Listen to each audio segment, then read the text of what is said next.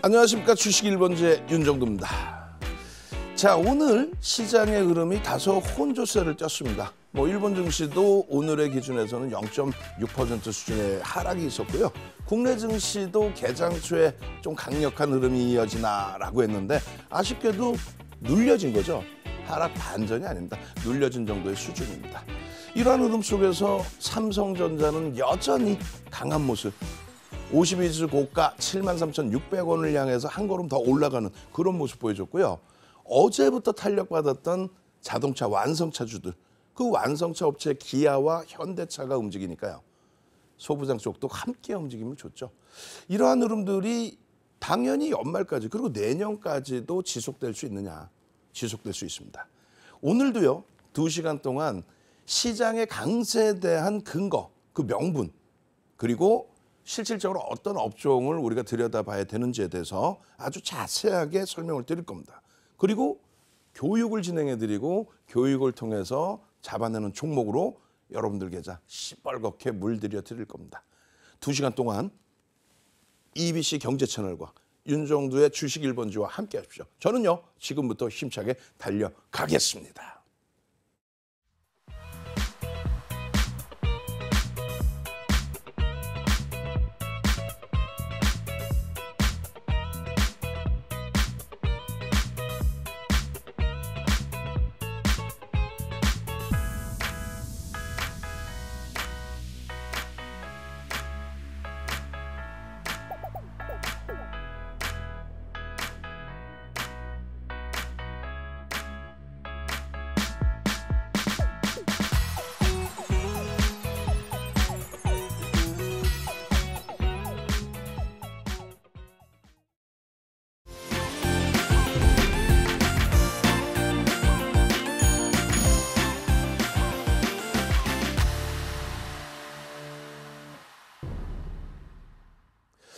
자, 오늘 시장이 쉬어갔음에도 불구하고 윤정두는 지금 빵긋빵긋 웃고 있습니다.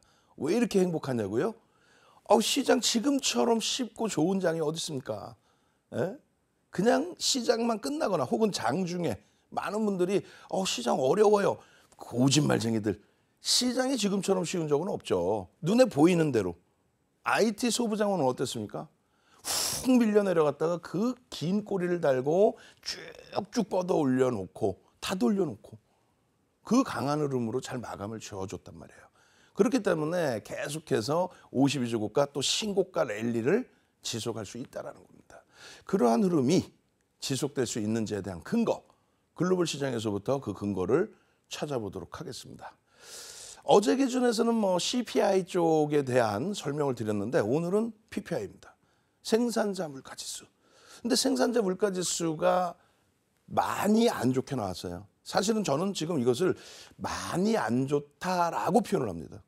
무슨 얘기냐면 PPI 부분에 있어서 하향 안정됐어요. 그래서 미국 증시가 오르고 끝났어요. 거짓말쟁이들. PPI 발표되고 나서 강세를 띠던 미국장의 흐름이 점진적으로 상승폭을 둔화시키고 끝났죠.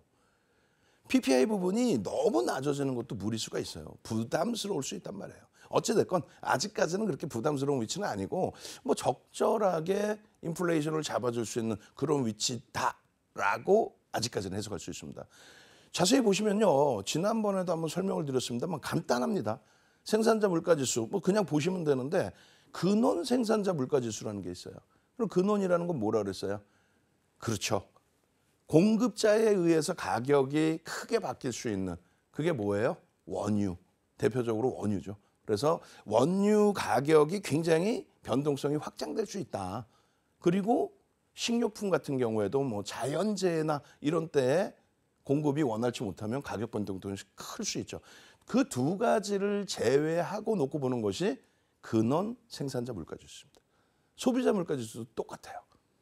그래서 이 둘 중에 소비자 물가지수는 근원 쪽을 놓고 보는 게 맞고요. 일반적으로 그렇게 해석을 합니다. 그리고 생산자 물가지수는 일반 생산자 물가지수를 봅니다. 왜냐하면 원유 가격이 크게 변동이 됐든 안 됐든 전부 생산 원가에 반영을 하기 때문에 그래요. 자, 이미 11월 10일 날 예측 범위를 다 보여드렸고 가장 단순하고 편하게 놓고 보실 수 있는 부분은 이 그래프 자체가 어떻게 되어 있느냐는 건데 오늘 다시 한번 짧고 굵게 설명을 드립니다. 여러분들은 앞으로는요. EBC 경제 채널과 그리고 윤정도의 주식 1번지와 무조건 함께 하셔야 된다. 그 말씀드리는 이유는 이런 표라도 하나 갖고 나와서 간단한 설명이라도 해달라는 거죠. 그냥 막연히 CPI, PPI가 뭐 어쩌다고. 뭐 시장 예측치를 그게 어떻게 뭐 시장 예측치를 여기가 무슨 뭐 점집도 아니고 미래를 예언하는 것도 아니고 그 예측치는 일정 범위에서 조금씩 틀릴 수 있어요. 가장 중요한 거는요. 금리를 급격히 올릴 때 물가가 이렇게 많이 올라왔고 소비자 물가지수, 생산자 물가지수, CPI, PPI가 너무 가팔라서 그것 때문에 시장이 조정을 받았고 거짓말쟁이들 아주 진짜. 여러분들이 시각적으로 보세요. 요 초록 색깔 박스 쳐드린 구간 있죠. 어마어마하게 가파르게 올라오죠. 왜 그랬다 그랬어요? 긴축을 해야 되는 시점. 경기가 너무너무 좋아져서 코로나19 때 유동성을 뿌려주고 M2 광의 통화가 늘어나서 물가가 막 올라가요. 그리고 경기 지표도 좋아져요. 그래서 긴축을 해서 유동성을 줄여줘야 되는 그런 시국에 미국에서 대통령 취임이 있었죠. 취임을 하면서 선거 공약으로 내세웠던 경기 부양책의 자금 2조 달러를 집행을 해줬잖아요. 그러다 보니까 긴축을 하는 게 아니라 오히려 돈이 더 많이 뿌려져서 경기 지표까지, 경제 지표까지 좋은데 체감 온도가 여러분들이 안 좋다고 지표가 안 좋은 건 아니잖아요. 그래서 그 소비 또 생산자의 물가 지수가 가파르게 올라간 겁니다. 어마어마하게 가파르게 이렇게 올라간 거예요. 그러다 보니까 시장이 조정받지 않았냐? 그게 거짓말이라는 거예요. 이게 21년도 1월까지를 박스를 쳐놓은 겁니다. 22년도 1월. 그러면 나스닥은 언제 고점 찍었어요? 나스닥 22년 1월? 아니라니까. 21년 11월에 나스닥 고점. 다우지수하고 S&P 500 지수가 22년 1월 달 여기에서 고점을 찍고 그러고 나서 금리를 급격히 낮추니까 어떻게 돼요? 높인 거죠. 죄송합니다. 금리를 급격히 높이니까 물가가 안정화되고 그렇게 되면서 소비자 물가지수, 생산자 물가지수가 과거 데이터 수준으로 내려온 거예요. 그런데 이때 오히려 시장은 조정을 받았단 말이죠. 뭐라 그랬어요? 괜찮다. 걱정하지 마셔라. 지금의 공매도 상황이 똑같은 해석이 될 수 있어요. 시황 짧게 한다고 그랬는데 또 길어졌어. 이거 하나만 제대로 알고 넘어가시라고. 이런 깊이 있는 시황은 나중에 진짜 시장이 어려워지면요. 그때 가서 깊이 있게 설명드릴 거예요. 아시겠죠? 지금은 여러분들이 지금 위치에서 아무리 계좌가 10%더라도 윤정도를 따라오시고 교육받으시면 되는 거지. 이런 지표까지 여러분들이 다 해석하시려고 그러면 된다 안 된다. 안 된다. 머리 아프다. 그냥 윤정도가 아닙니다. 긍정적입니다. 다만 너무 미끄러지는 거는 그건 부담됩니다. 경기의 둔화, 침체까지 우려될 수 있습니다. 그러면 안 됩니다. 삑삑삑. 결론. 긍정적이다. 그래서 지금 위험자산 중에서도 가장 위험자산으로 분류되어 있는 비트코인이 5천만 원 수준까지 올라왔다. 이런 토픽 기사 보시잖아요. 그럼 뭐예요? 성장주들의 강세. 애플도 강세를 계속돼요. 그러다 보니까 MSCI가 1위로 올라오느냐 했었는데 애플하고 여전히 10% 수준의 간극이 있긴 있어요. 그리고 추가적으로 알파벳, 아마존, 엔비디아, 메타 전부 초강세 흐름을 지금 지속하고 있다. 그럼 뭐예요? 매우 긍정적인 시장의 흐름이다.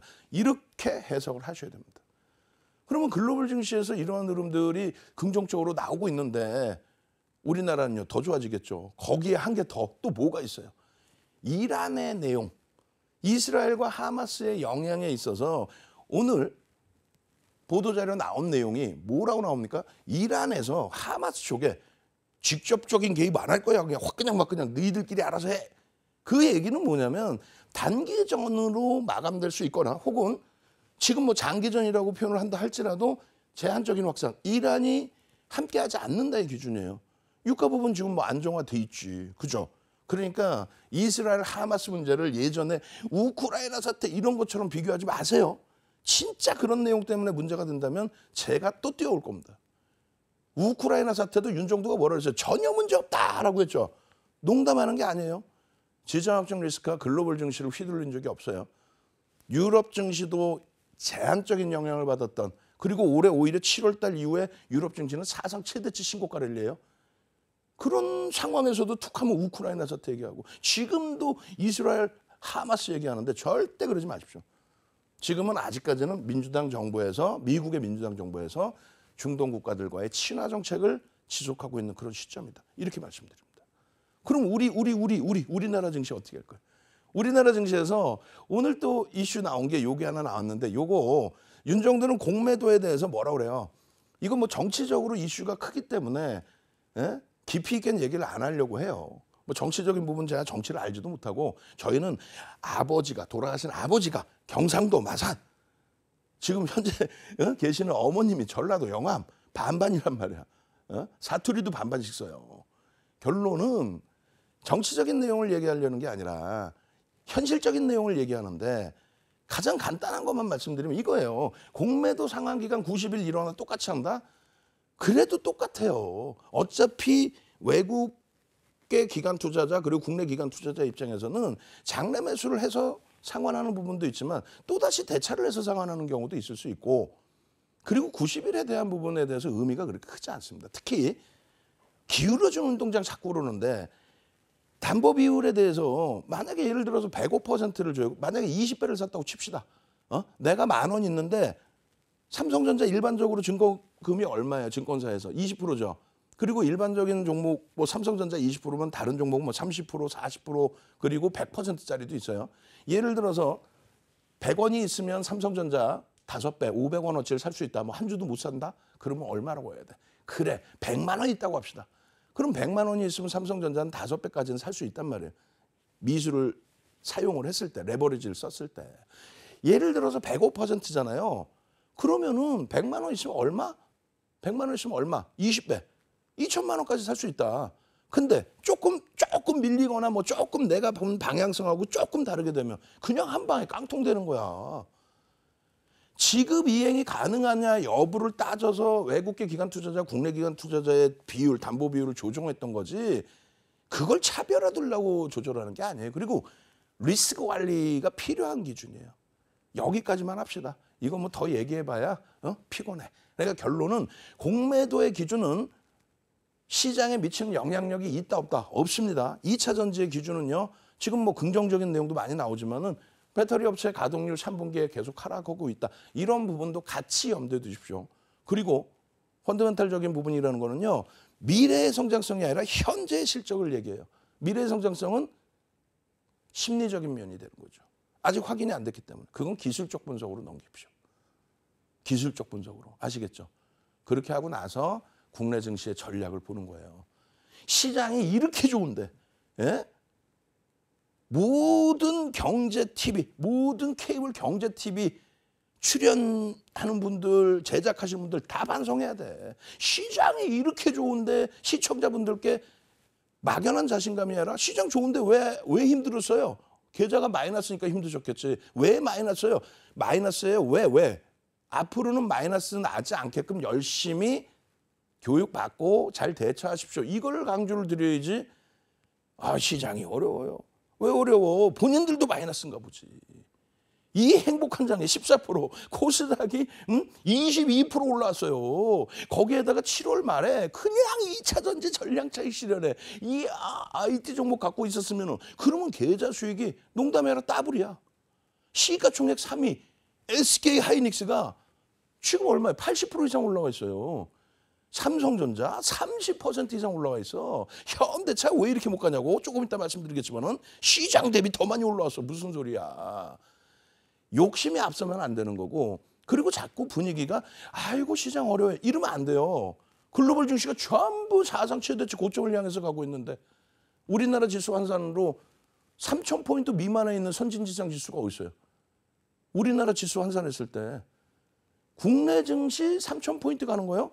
3,000포인트 이 정도 올라오는 거예요? 그거 한순간입니다. 20년 11월부터 20년 11월, 20년 12월, 그리고 21년 1월 초순까지 11주 만에 시장이요 40% 이상 올라왔어요. 삼성전자, 하이닉스, 현대차, LG화학이 70%, 80%가 올라온 그런 랠리가 있었어요. 지금의 기준은요. 그때보다 유동성이 더 확장돼 있죠. 충분히 긍정적으로 해석할 수 있다는 거예요.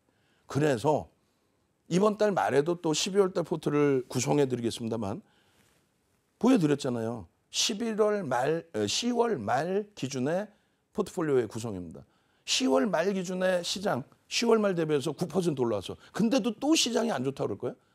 지금 춤추고 즐기고 노는 장 아니에요? 아니 10월 말 대비해서 과도하게 미끄러졌든 뭐했든 10월 말 대비해서 시장이 8.9% 유가증권 시장이 그러면 춤을 추고 놀아야지. 근데 엉엉엉엉엉엉엉엉엉 그러면 안 돼요. 결론은 이 무거운 시가총액 3위, 시가총액 5위, 시가총액 7위 이런 종목에서 수익률이 이렇습니다.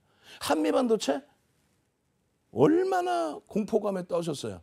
근데 결국은요. 다시 사상 최대치 고점을 향해서 가고 있죠. 올해 500% 넘게 올라왔는데 사상 최대치 고점 대비 눌린 게 10%가 안 돼. 기술적으로 그 추이 추세가 살아있어요. 근데 채널 돌리면 뭐라 그래요? 그 이상한 아저씨들 나오는 2차전지 옹호론자, 삼성전자 파시고 한미반도체 파시고 2차전지 몰빵하지. 그렇게 해서 2차전지 지금 어떻게 됐나? 시청자분들 계좌 다 망가뜨려놓고 시장이 안 좋아요. 이 좋은 장이? 그래서 저런 주력주에 대한 포트폴리오를 구성하시면 이런 교육주들에 대해서도 여러분들이 충분히 보실 수 있어요. 시가총액 전부 1조 이상짜리 종목에 주력주 먼저 채워놓으시고 그리고 나서 변동성의 기준. 나중에 꼭 봅시다. 나중에 꼭 보세요. 이 삼성전자와 LG전자, 하이닉스의 상승률 순위가 수익금 순위가 어느 정도 올라가 있을지를 지금도 늦지 않았다는 거예요. 제대로 된 종목. 시가총액 20입니다. 코스피 시가총액 20이. 이 22 종목에서 과연 내가 어떤 종목을 편입해야 될지 방송을 통해서 하나하나 교육받으시고 그리고 대처하세요. 낙폭 과대? 아이. 연초 대비해서 어마어마하게 올라왔는데 무슨 낙폭 과대입니까? 그리고 변동성 매매. 채널 돌리면 뭐라 그래요? 와 오늘도 상한가 잡으셨죠. 시가총액 1조 안 되는 건 가급적이면 보지 마세요. 거래대금도 없이 올라가는 거 움직이는 거 그거 보지 마세요. 그게 다 여러분들 계좌검사 한번 해볼까요 지금?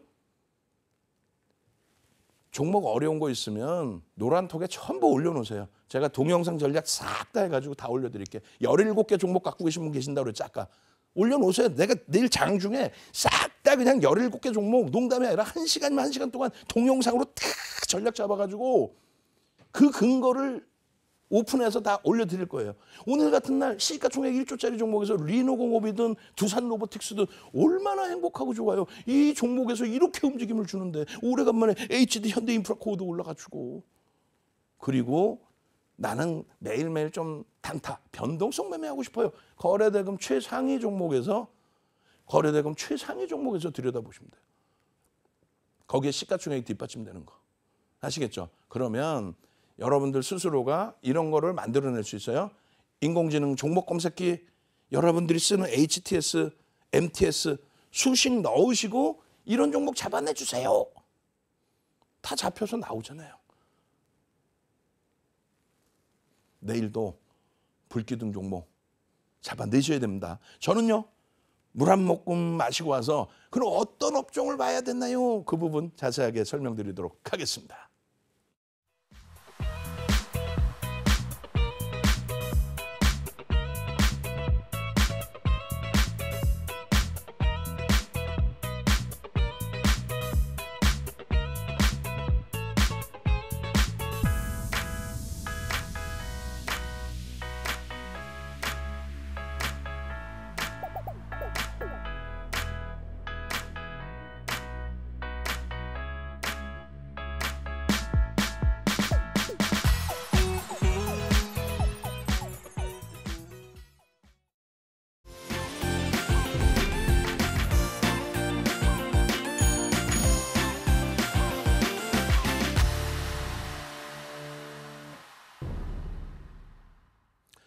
자, 오늘 특히 더 이슈가 됐던 업종군들이 있습니다. 지금 뭐 제목 딱 보시면 뭐라고 나올까요? 이렇게 나오죠. 자동차 업체 탄력 반등? 그러니까요. 어제 이어서 오늘 또 삼성증권이던가요? 증권사 보고서 완성차 업체 긍정적으로 나오면서 추가적인 변동성. 현대차는 조금 아쉬웠고 기아는 뭐 여전히 강세. 그러면서 소부장 쪽도 움직였는데 그 자동차 업체를 볼 겁니다. 근데 갑자기 LG전자가 빵 튀어나와요. 놀라셨죠? 저는 안 놀랐어요. 왜? 오늘 LG전자의 움직임이 전장에 대한 부분에 대해서 움직임이 좀 있었습니다. 근데 여기도 이제 뭐 짧게 넘겨드릴 건데 오늘 제가 여러분들께 LG전자를 오픈해드리는 가장 큰 기준점 중에 하나는 거래량이 100만 주를 넘겨줬다. 최근에 거래량이 100만 주 미만인 날들이 많았어요. 100만 주를 넘기면서 거래대금 뭐 1000억을 당연히 넘겼고 그리고 100만 주, 150만 주 그리고 특히 200만 주 넘기면서 양봉의 흐름이 나온다는 거는 그 흐름은 개인들이 흥분해서가 아니라 메이저들의 수급이 유입되거나 혹은 나가거나인데 일반적으로 유입될 때 거래가 터지죠. 그때 움직이는 거예요. 지금 LG전자의 고질적인 문제는 뭡니까? 매출이 90조, 94조까지 예상이 나옵니다. 매출이. 근데 영업이익이 굉장히 작아요. 백색 가전 위주로 운영이 되고 있죠. 브랜드 가치는 어마어마한데 그래서 예전에 선대 회장님들께서 핸드셋 사업 부분에서 모바일 사업 부분이 적자가 지속되더라도 그 모바일 사업을 포기를 못했던 거예요. 그런데 이번 회장님께서 딱 취임하자마자 2020년 연말부터 해서 뭘 어떻게 했어요? 4분기부터. 다 뜯어 고쳤죠. 그냥 적자 이걸 아예 뜯어 빼버리자 해서 빼버리고 그렇게 되면서 실적 영업 마진 개선이 나와준 거고 그리고 전장 사업에 대해서는 이미 그 이전부터 집중하고 있었어요. 근데 2020년 4분기 이후에 전장 사업에 대해서 굉장히 집중을 한 겁니다. 그 전장 사업의 효과가 나오고 있다, 나온다 했는데 사실 굉장히 제한적이었는데 한 번씩 변동이 확장되는 거는 그 전장 사업에 대한 효과 부분이 더더욱 강조가 될 때 부각이 되는 거란 말이에요. 결론적으로 조금 전에는 연단위 실적의 기준을 그리고 지금의 기준은 분기 실적의 기준을 설정을 잡아드린 건데 실적 전망치가 분기 실적 기준에 25년도에는 1조 3천억까지 영업이익이 추정치가 나옵니다. 지금 당장 뭐 내년에 9천억 수준의 실적 성장성에 대한 부분 그게 어디서 나온다? 전장 쪽에서 나와준다. 그래서 10월 달에 지금 실적 발표 이후에 지금 또다시 사실상 전장 사업에 대한 이슈 그 부분이 좀 나왔거든요. 그리고 키움증권에서도 리서치 자료를 내놨는데 지금 LG전자의 수익성에 대한 부분이 개선될 수 있다라는 쪽에 대한 부분 그리고 방금 말씀드린 것처럼 이익 성장의 질을 높이는 거 그 내용을 설정을 잡은 거예요. 그런데 이것이 많은 분들이 이렇게 표현해. 어떤 분들은 증권사 보고서 갖고 열심히 공부해야지. 그게 옳은 얘기예요. 근데 또 한쪽에서는 이 보고서만 나오면 주가 빠져요. 뭐 그런 게 어딨어. 보고서만 나오면 주가 빠지는 거 증빙 자료를 갖고 와봐.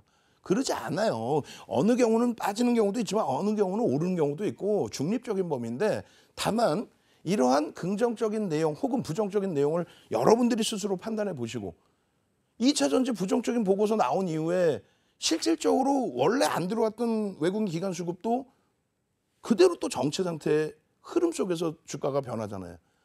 마찬가지입니다. LG전자의 기준에 오늘의 기준에서는 소나 모멘텀 차트 이거 좀 섹시하게 얘기하면 매직 시그널 차트를 갖고 나왔는데 매직 시그널에서 꺾여져서 돌리고 꺾여지고 요즘 최근에 배우고 있는 캔들 4대 천원 캔들 나오고 거래대금 실리고의 흐름이란 말이에요. 이것이 연속성을 띈다면 이 흐름이 꼬리를 달고 내려왔지만 연속성을 띄워준다면 혹은 오늘 강세를 띄다가 밀린 꼬리 부분이 수급을 놓고 봤더니 한쪽에서 샀는데 한쪽에서 매도했어. 근데 다음 날 내일 매수하던 쪽이 계속 자금 집행을 계속해서 매수를 해줘. 그러면서 거래가 이때 이 흐름처럼 최소 150만 주씩 또 200만 주씩 터지면서 움직임이 나온다면 그때부터가 본격적인 추세 강화가 되는 겁니다.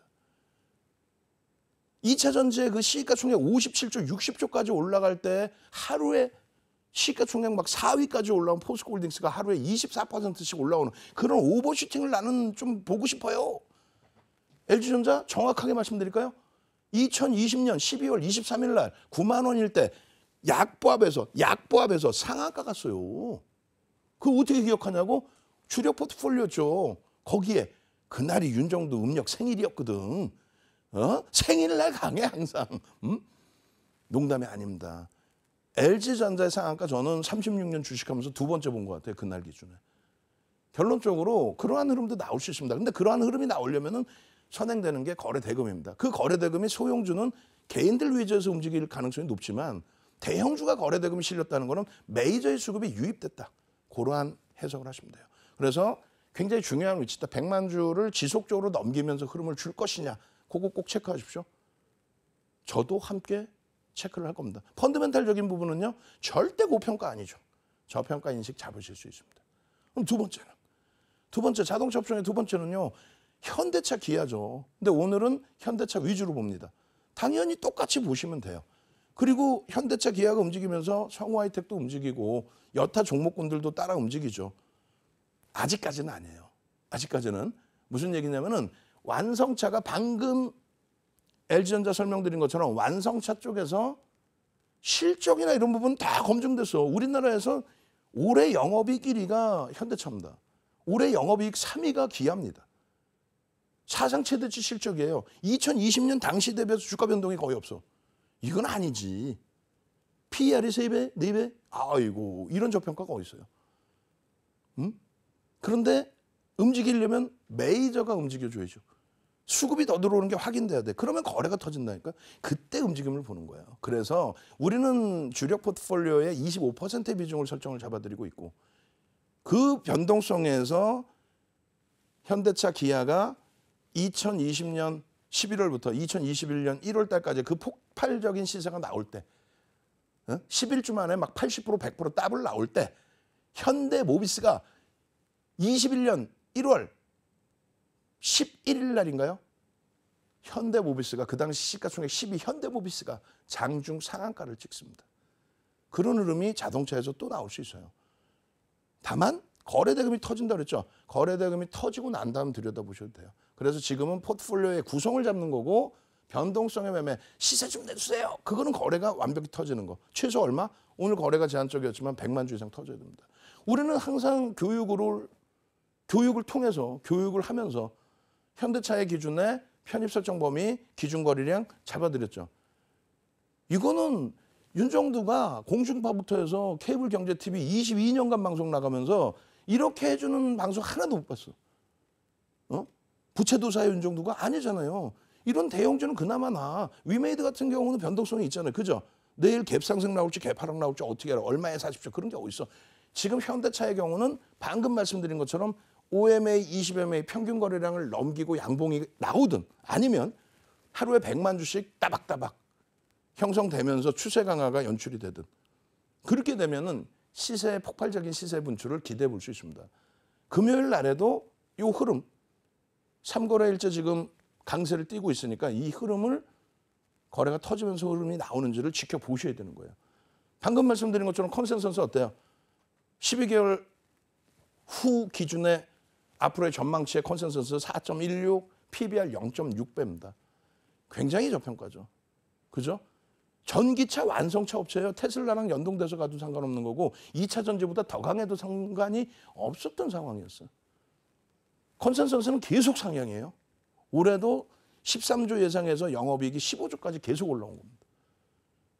투자 포인트 이런 내용들 삼성증권에서 다 나와 있어요. 여러분들이 한 번씩 읽어보시면 되는데 뭐 저평가라는 건 다 아시고 실적에 대해서 어마어마하게 아시고 그리고 마지막으로 지금 3거래일째 움직이는 내용 그 내용에 있어서는 다섯 번째 이 내용 부분이 저는 조금 더 근거가 있다라고 생각합니다. 무슨 얘기냐면 주주환원 정책의 강화 실적이 사상 최대치라고 그랬잖아요. 그 부분에 있어서 분기 누적적인 순이익 부분 현금성 자산 현금 이 부분에 대한 배당 정책 부분을 상향할 수도 있다. 그 권리를 받으려면 배당락을 가져가려면 연말까지잖아요. 그럼 연말에 급격히 막 들어와? 아니죠. 지금부터 슬슬 들어오는 부분의 흐름들도 있을 수 있다는 거예요. 그런데 그렇게 해서 뭐 앞으로 더 좋아지면 더 좋은데 이렇게 해서 실적도 계속 정점이 아니라 계속해서 개선되고 유지되고 그러면 좋은데 근데 왜 주가는 못 가나요? 이런 질문이 많아. 못 가는 이유는요. 기관들은 이제 쌍끌이로 이제 돌아설 수 있는 위치가 됩니다. 올해 들어서요. 올 1월 달부터 해서 기관들은 11만 주를 팔았어요. 이건 뭐 0.005% 매도. 그리고 외국인들은 850만 주를 샀습니다. 많이 샀을 때가 950만 주 정도였어요. 현대차 주식이 몇 주예요? 아까도 제가 얼핏 들으니까 나 현대차도 갖고 있어요. 현대차 주주예요. 주식수 몇 주냐고. 내가 가지고 있는 종목의 주식수도 모르면서 무슨 주주야. 2억 1,100만 주 아니에요. 2억 1,100만 주 곱하기 현재가 해주는 거예요. 그렇게 해서 37조구나.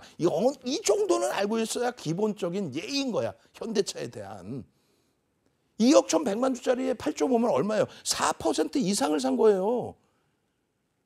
아니 에코프로 공매도 때문에 못 갔어요. 나 계속 갖고 갈 거야. 25년까지 갖고 갈 거야. 외국인들이 공매도, 기관들이 공매도 해서 6.5% 공매도한 종목 보지 말고 오히려 공매도도 있지만 외국인이 4% 이상 유동 물량도 없는 종목에 4% 이상 산 현대차를 보시라고. 그런데도 못 가는 이유에 대해서는 고민을 해보는 거예요. 제가 말씀드릴 거란 말이에요. 매집이 4% 이상이면 다른 종목과는 다르게 5% 이상의 기준으로 설정을 잡으셔도 돼요. 어찌됐든 그 기준에서 30에서 50% 정도 그러면 평균 단가 19만 원 대비해서 50%면 얼마입니까? 27만 원 가더라도 이상할 게 없어요. 사상 최대치 고점 넘겨도 고평가가 아닙니다. 그런데 못 가는 이유 그것도 한번 체크를 해보자는 겁니다. 보시면은 이게 누적 수급이에요. 4월 말 5월까지 딱 들어옵니다. 5월부터는 누가? 하이닉스 쪽에 집중된 거예요. 하이닉스 쪽에 집중돼서 매집이 들어왔습니다. 그렇게 되면서 수급이 정체 상태에서 주가는 과도하게 밀린 거죠. 근데 차트는 굉장히 과도하게 밀렸는데 고점 대비 12% 빠졌어.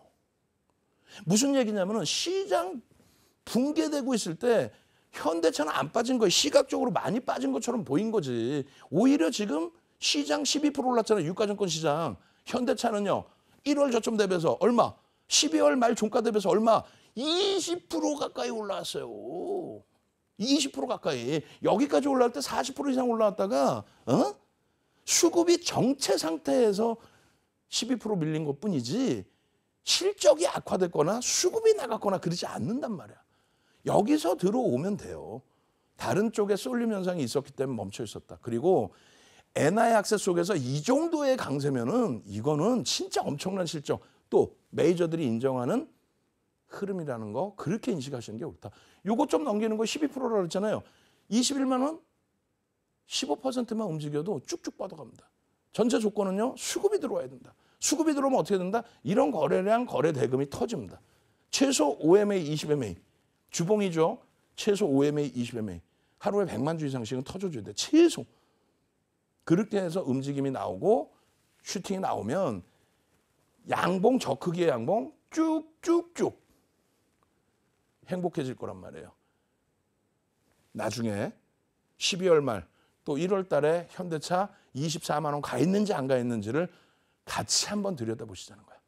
자, 이렇게 해서 자동차 업종까지 일단 먼저 잡아드렸습니다. 잠시 후에 여러분들께 반도체 업종 들여다보는 시간 갖도록 하겠습니다.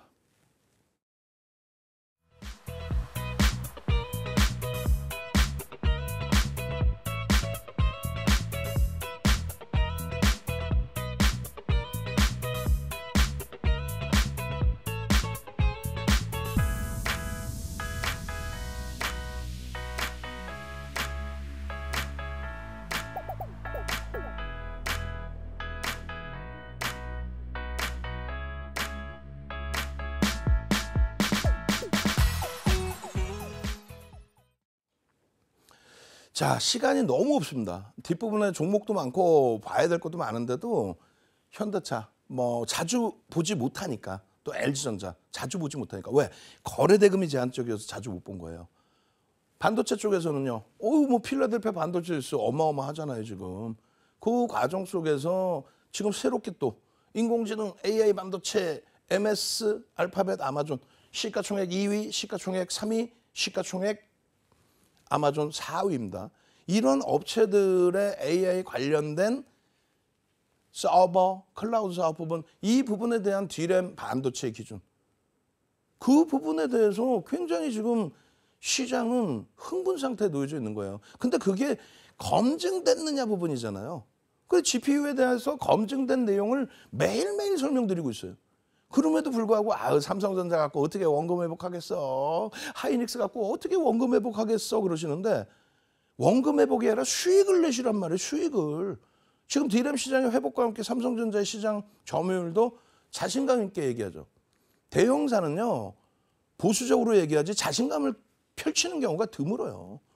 그래서 하이닉스의 기준, 삼성전자의 기준 25년도까지의 영업이익 순이익 보시라는 거예요. 왜? 이건 자고 일어나면 전망치가 계속 상향이야. 그게 무슨 애널리스트들 말도 틀리고 아니라니까. 그런 소수 의견들에 귀 기울이지 마세요.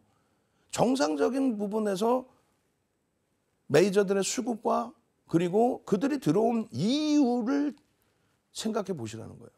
2013년도에 사상 최대치 실적 낼 때가 영업이익이 얼마? 36조 7천억. 아마 37조 6천억인가? 그 수준이에요.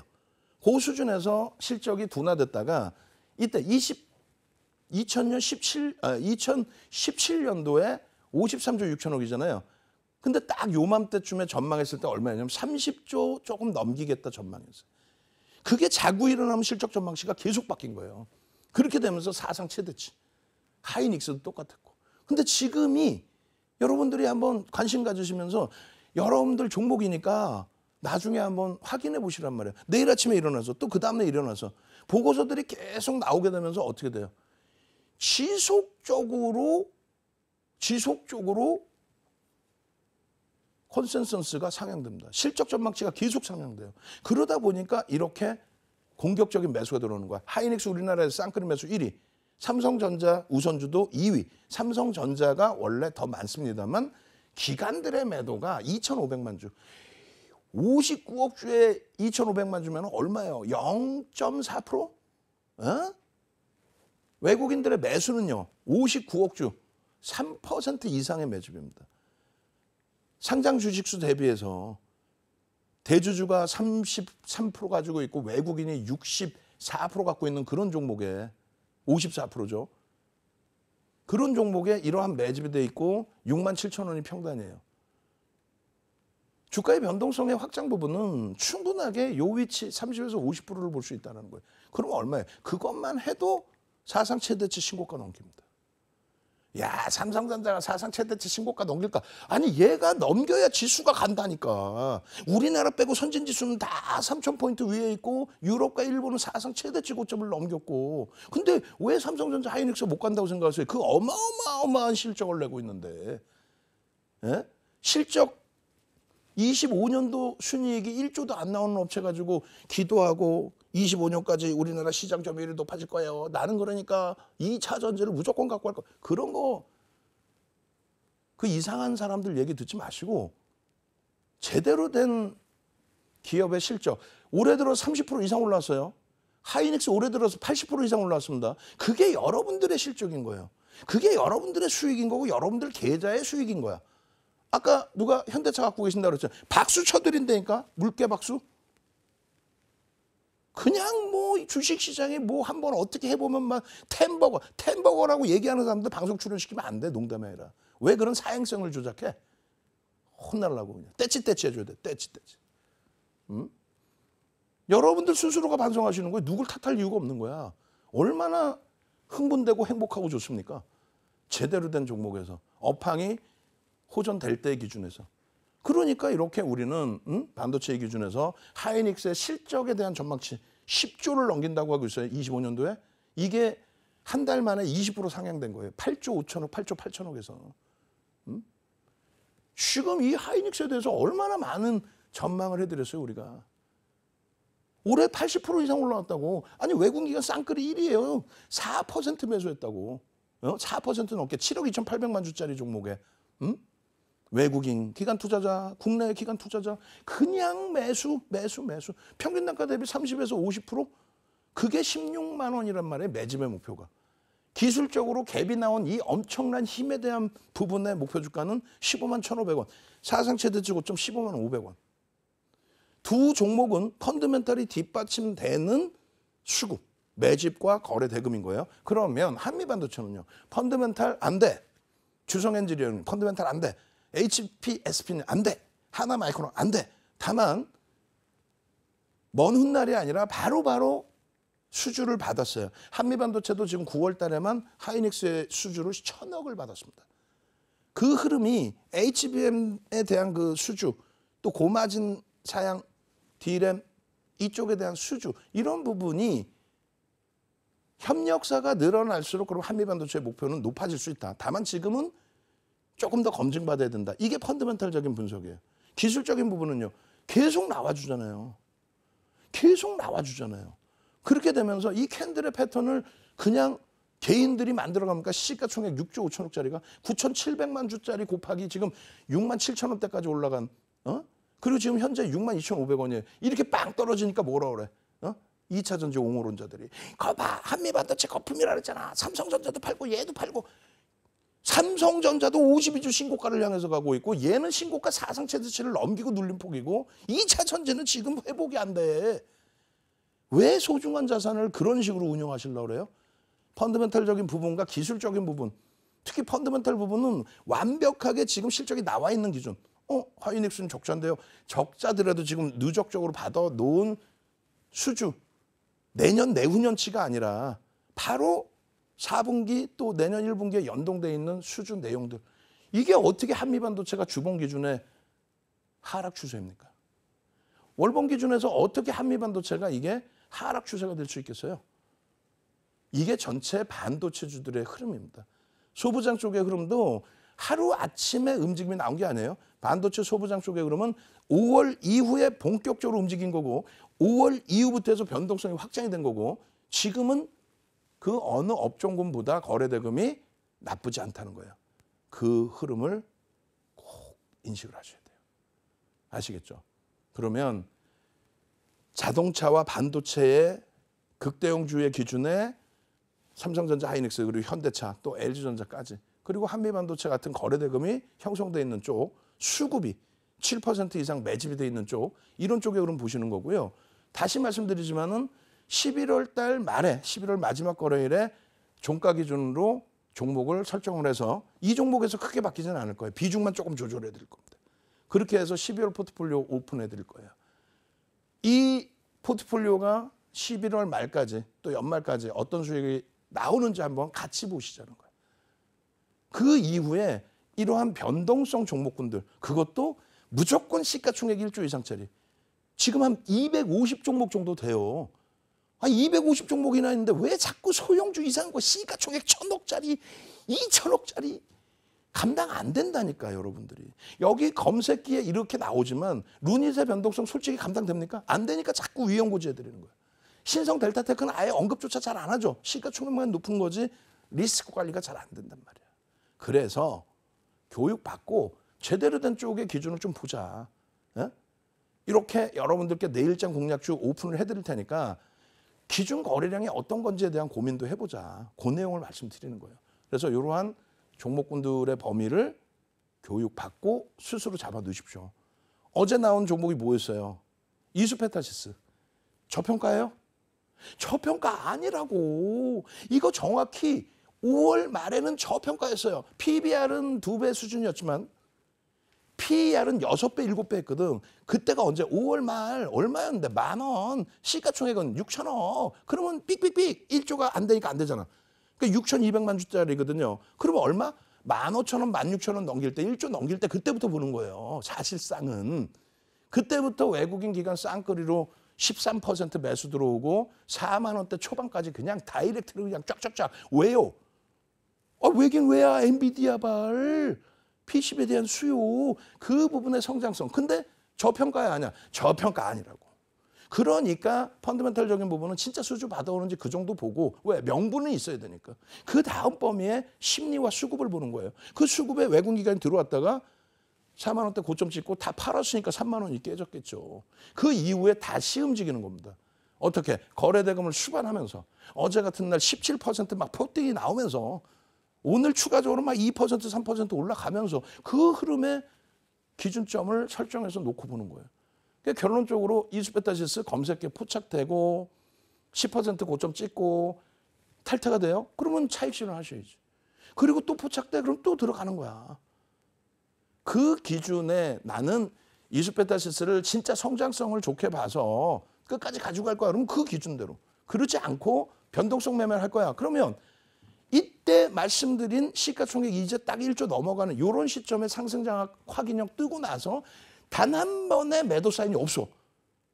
눈이 띄워져야 된다니까. 우리 제작진분들도 눈이 띄워지셔야 돼. 그래갖고 막 윤정도 못 살게 굴어야 돼. 대표님 나 이거 제대로 배울래. 진짜 그러네. 이수페타시스 여기서 한 번 샀으면 여기까지 우와 초대박이네. 한 번도 팔 이유가 없네. 맨날 들어보면 아 내가 갖고 있었는데 팔았어. 어? 갖고 있는데 다 팔았대.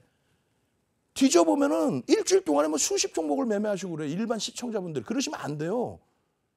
지금의 기준에서도 하락장악형 뜨고 어디 한번 제대로 된 매수 사인 나온 거 없죠. 거래대금이 있어 없어? 없잖아. 매직 시그널 다 매도잖아. 그거를 왜 그래요? 이렇게 악을 쓰고 설명해 드리는데 이제 상승장악 확인해서 와 아싸가 어리 날아가나 하는데 거래가 없어. 솔직히 얘기하면 이 거래가 아니야. 그럼 이 거래가 터져줘야만 저 흐름을 기대하는 거예요. 거래가 안 나오면 그러면 말 그대로 단기적인 변동성만 들여다보는 겁니다. 아시겠어요? 이수페타시스가 좋다? 나쁘다? 아니라고 그랬잖아. 펀더멘탈적으로는 검증받아야 된다. 거래대금 터지고 움직이니까 들여다보는 거다. 그럼 위메이드는요? 얘도 마찬가지야. 얘도 마찬가지야. 이렇게 계속 5차례 이상을 내일장 공략주로. 그건 뭐예요? 변동성이 있으니까 말씀드리는 거야. 위메이드가 지금 실적이 좋아요? 3분기 실적 잠깐 개선된 거. 아이고 올해도 적자야. 2020년 4분기, 2021년 4분기에 8천억짜리 7조까지 땡겨놨었어요. 그게 다시 1조까지 내려왔죠. 그 흐름 부분들을 잘 보셔야 돼. 그래서 결론적으로 위메이드의 48,000원에 이번에 포착이 되고, 그리고 나서의 흐름, 여러분들이 기술적으로 대처하실 수 있었던 범위란 말이에요. 어디까지 얼마까지 당일날 따라붙을 수 있을까? 거래대금은 얼마나 터져줬을까? 종목 검색해서 신호 나온 대로 매수면 매수. 고점 대비 밀려서 차익 신호 나세요. 탈퇴 신호 나오면 탈퇴. 그리고 나서 기술적으로도 보시고. 또 한 가지는요. 펀드멘탈은 뒷받침이 안 되는데 실적 개선에 대한 명분 하나 가지고 외국인 기관들의 쌍끌이 수급이 어마어마하게 들어오고 있습니다. 단기간에 지금 또 얼마 들어와 있어요. 위메드. 검색기 계속 뜨죠. 뜨는 이유가 메이저가 들어오면서 거래가 터져 있거든요. 얼마 들어왔는데 7%. 얘 주식수가 몇 주인데 3,380만 주인가 그럴 거예요. 기본적으로 그거는 알고 있어야 돼요. 우리가 서로가 260만 주 뺏겼죠. 그럼 7% 넘네. 그러니까 주가가 안 밀리는 거야. 어제 한번 출렁거렸다 되돌려버리죠. 그러면 메이저들의 수급 범위를 들여다보는 겁니다. 기술적 분석을 왜 해요? 빨간색 양복 메이저가 샀구나. 누군가 샀구나. 그 얘기잖아요. 근데 시가총액이 2조에 달하는 이런 종목 같은 경우는 개인들이 흥분해서만 움직이는 게 아니라는 거예요. 결론은 위메이드의 기준은 내일장에도 공략주로 설정을 잡아놔드렸어요. 너무 빨리 움직여서 뭐 뭔 소리인지를 모르겠다. 노란톡에 오시면 동영상 전략 아주 기가 막히게 넣어드렸습니다. 일봉의 기준에서 이러한 장악형 뜨고 여기서 왜 안 밀리겠어요? 얘기해드렸잖아. 외국인과 기관의 쌍끌이 매수. 7%에 달하는 그런 매수. 그 매수가 있기 때문에 밀리고 싶어도 안 밀리는 거야. 어제 하루 8% 한번 쫙 밀렸다가 바로 꼬리 달리고 이거 뭐라 그랬어? 망치가 떴네. 이따만한 음봉 8%짜리 음봉에서 그냥 밑에서부터 다시 당겨주네. 그 손바뀜의 흐름에 결국은 어제도 개인들만 물량을 일부 뺏긴 겁니다. 매수 평균 단가 설정 잡아주시고 프리미엄 7% 이상이라면 나는 한 10% 프리미엄 주고 들어가도 크게 미치는 건 없겠구나. 분할 매수 철저히 하시고. 다만 펀더멘탈적으로는 무리가 있으니 차분히 대처하자. 기술적으로만 보자. 이렇게 말씀드린 겁니다. 저는요. 내일 이 시간에 다시 찾아뵙겠습니다.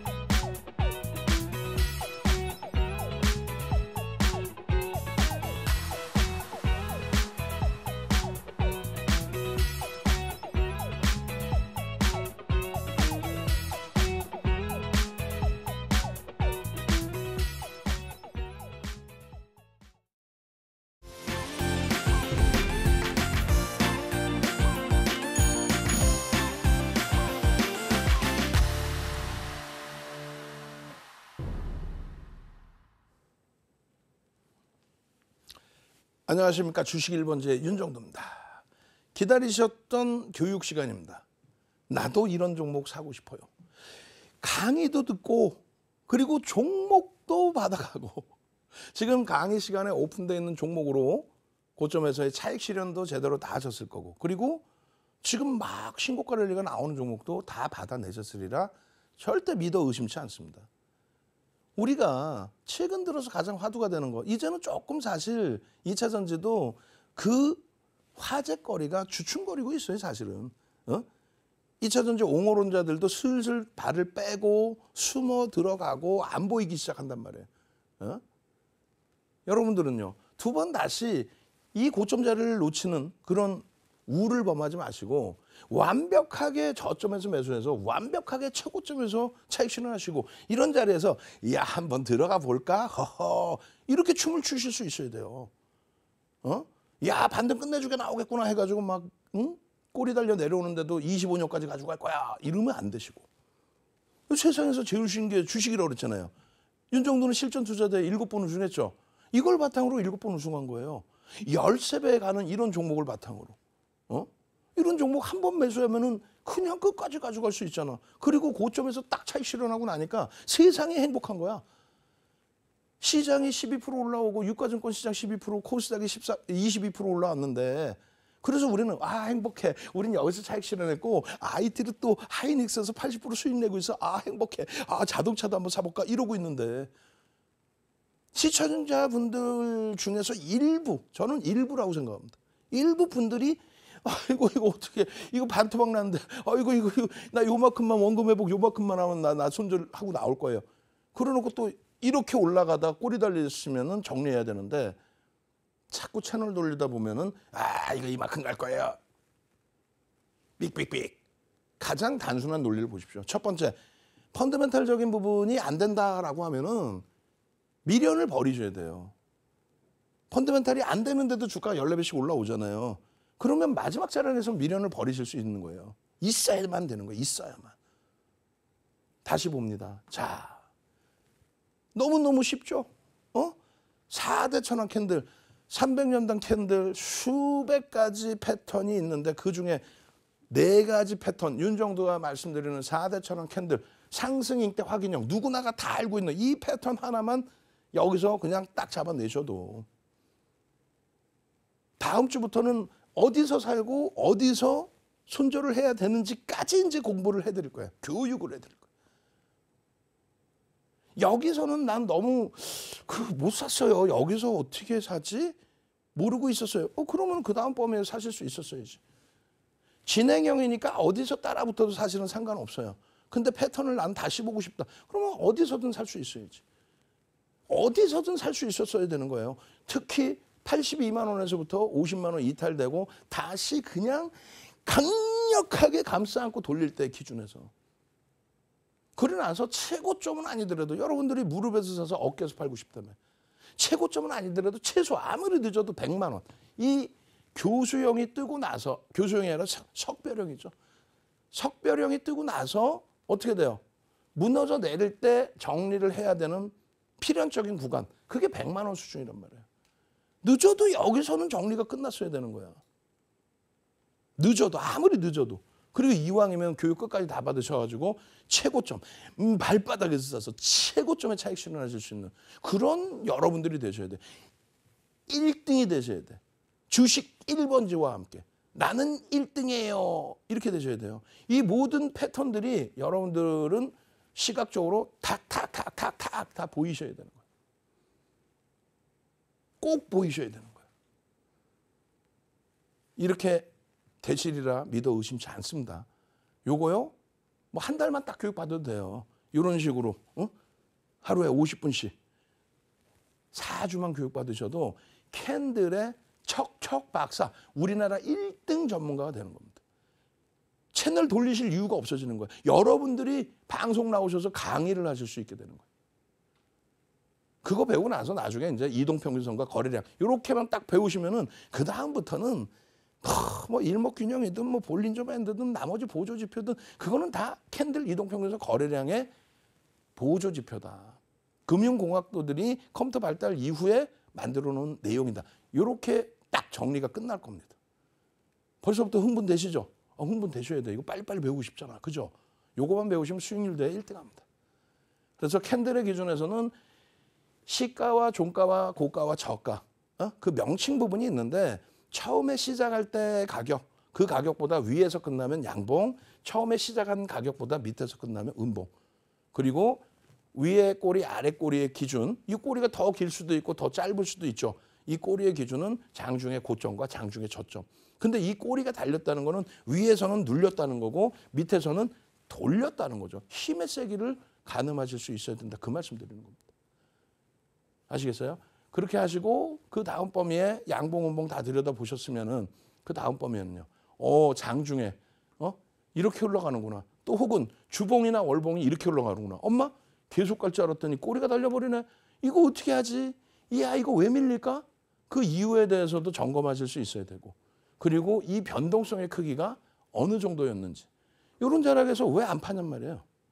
떨어지는 칼날 피해갑니다라고 했잖아요. 그러고 나서 돌릴 때 이렇게 돌릴 때 이렇게 꼬리가 절반 달리고 몸통이 남아있을 때 물론 윗꼬리를 배제한 상황에서의 흐름으로 얘기를 하는 겁니다.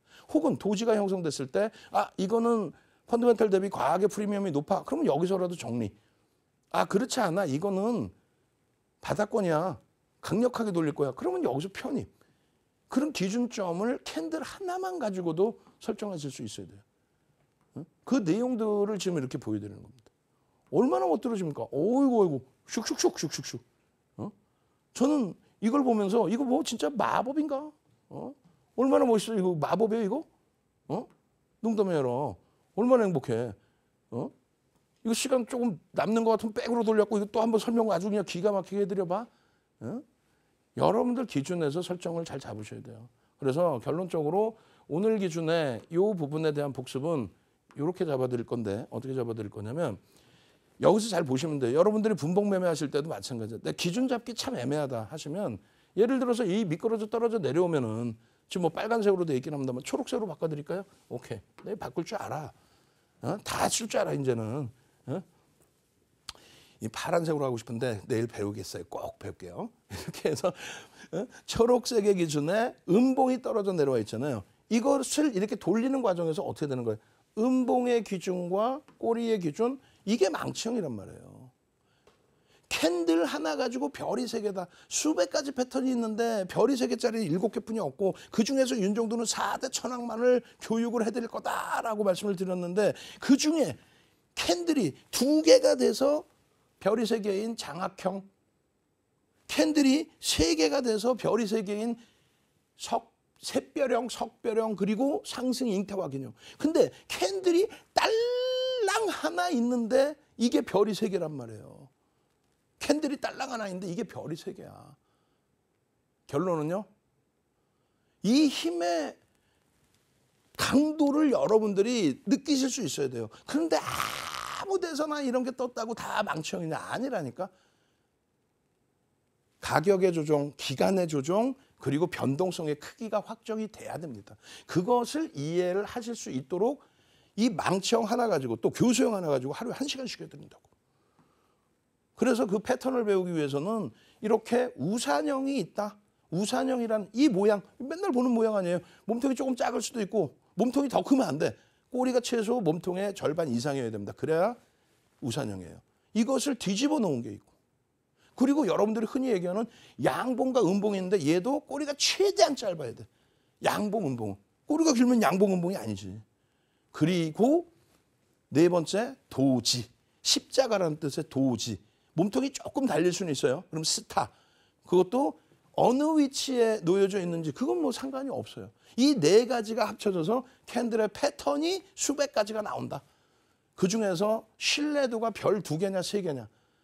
반전이냐 추세 지속이냐. 우리는 캔들에서는 반전을 놓고 보는 겁니다. 아시겠죠? 이렇게 해서 1차적인 복습 끝내고요. 별 1개짜리 보러 갈 겁니다. 저는 잠시 물 마시고 다시 찾아뵙도록 하겠습니다.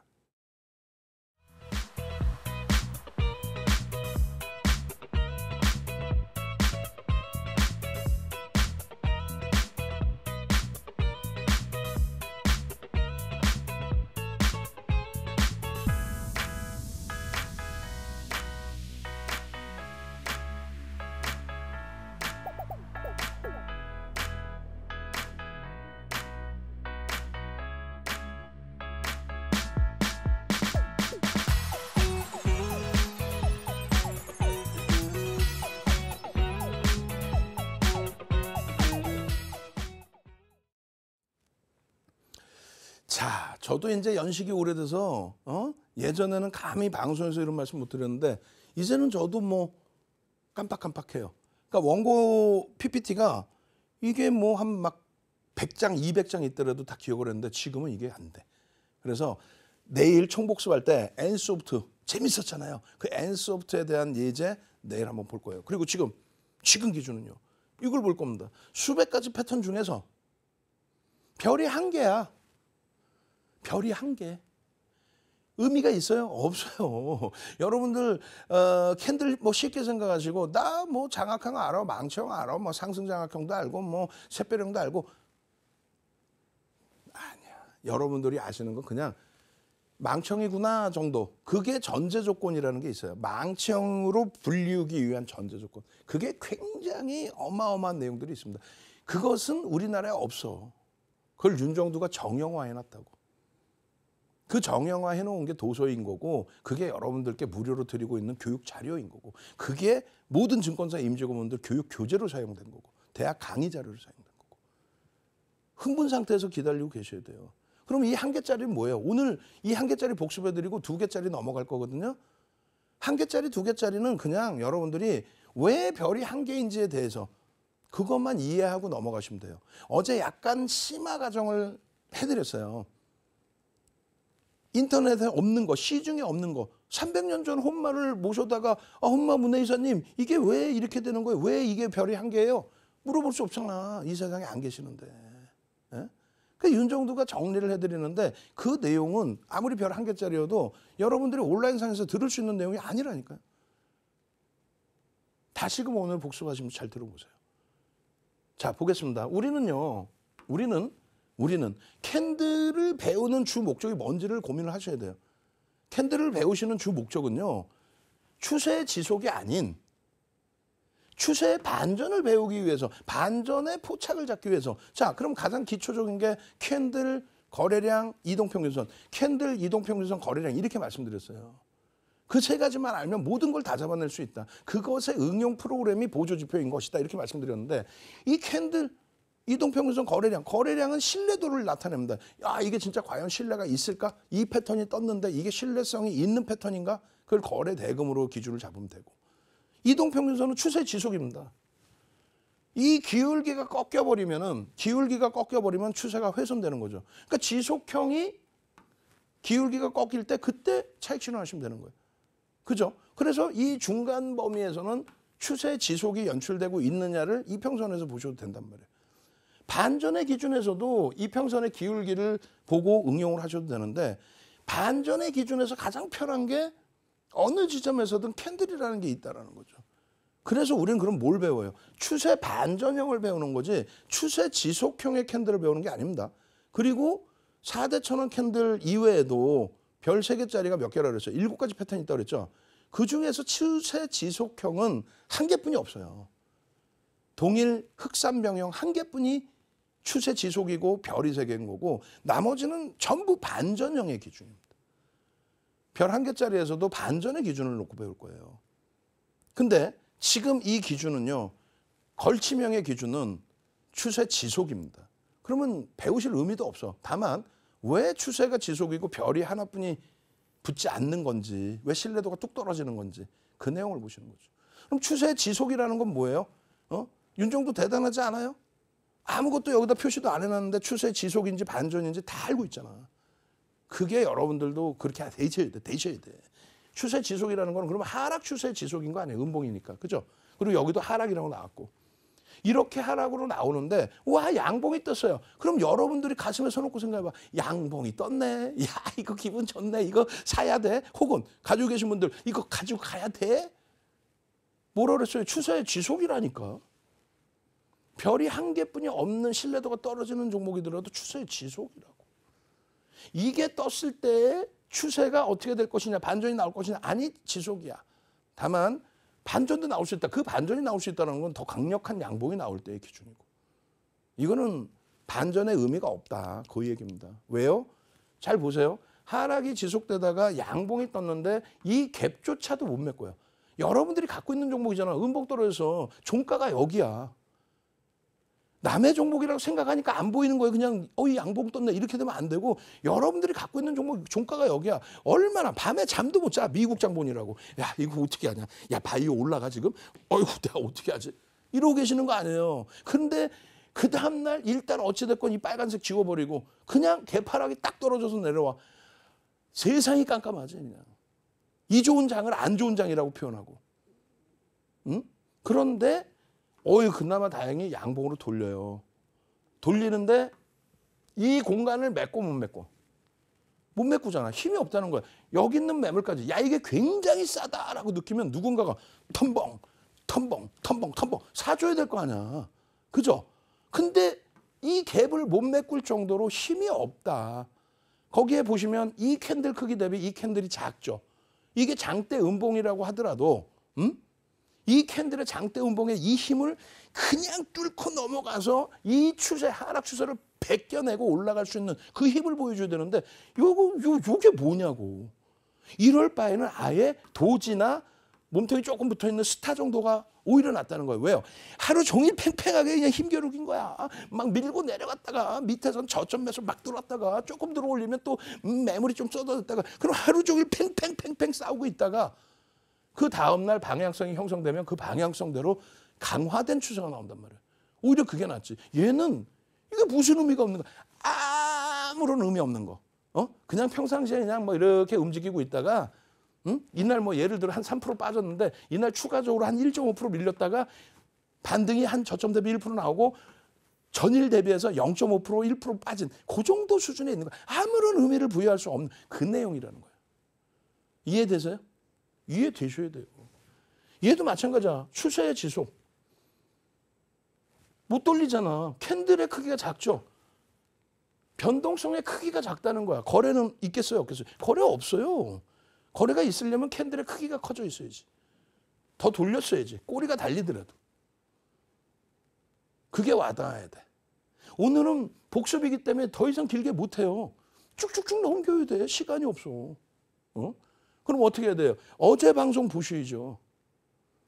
어제 제 방송 보셔야지. 다 무료인데 이거 그냥 증권사 임직원들 교육 들어가면 이거 돈 무지하게 받고 10시간씩 10시간 아니면 안 해줄 거예요. 이러고 갔던 그런 내용이란 말이에요.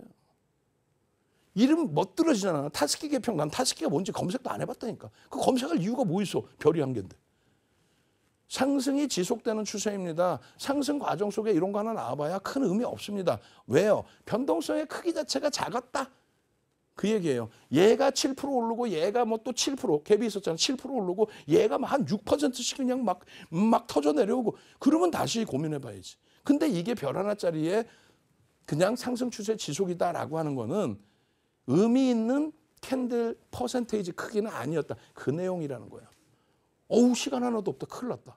이거 진짜 녹화 방송 보셔야 돼. 그리고 이게 지금 이런 내용들 진짜 제대로 보시면 그 이유가 다 나와요. 그 제대로 설명해드렸고 벌써 맛배기로 이 정도 보여드리면은 이야 이거 꼭 들어야겠다.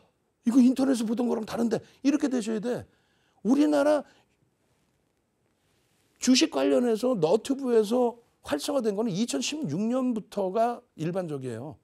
그 이후가. 그때 당시에 이 캔들 방송 프로그램 하나 올려놓으면 클릭수 1등이었어. 1등 주식에서. 사명감을 갖고 저는 교육을 하는 거예요. 농담이 아니라. 이거는 반전입니다. 여기서부터 반전입니다. 종가가 여기인데 시가가 여기서 그리고 더 커져 있는 양봉에 더 커져 있는 음봉에 이 크기 범위로 진행되는. 그렇게 해서 반전이 나오고 관통형, 흑은형까지. 그리고 캔들의 개수 3개, 또 4개, 5개짜리 이런 흐름에서 반전이 나오더라도 별은 1개뿐이 안 된다. 너무너무 아쉽다. 그럼 이제는 오늘은 2개를 배워야 돼. 그리고 2개 배우는 것도 지금처럼 이해를 하고 넘어가셔야 돼요. 3개짜리 지금 배우려면 지금 머리를 많이 맑게 비워놓으셔야 된단 말이야. 아시겠죠? 저는 다시 한번 물 마시고 잠시 후에 다시 찾아뵙도록 하겠습니다.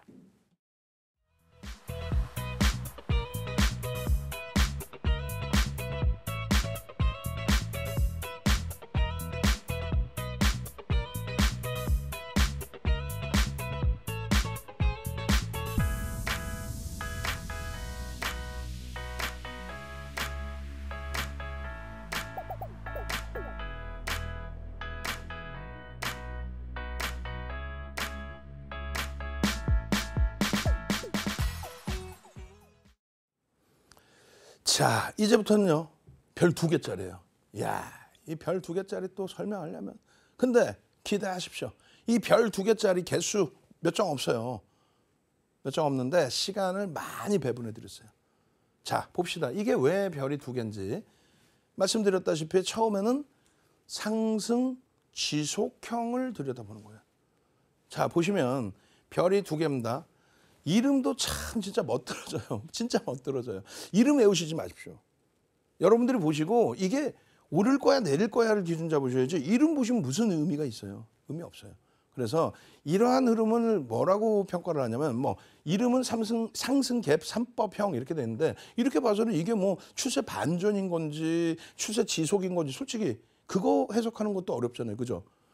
결론적으로 지속형입니다. 상승을 지속하다가 어찌 보면 갭을 메꿨고 아니 여기가 종가였는데 이거 다 이제 이건 이제 다 이해되시죠? 종가와 시가 보는 거. 오늘 처음 보시는 분들은 월요일 편부터 다 보셔야 돼요. 이게 지금 오늘 4탄입니다. 1탄부터 다 보셔야 됩니다.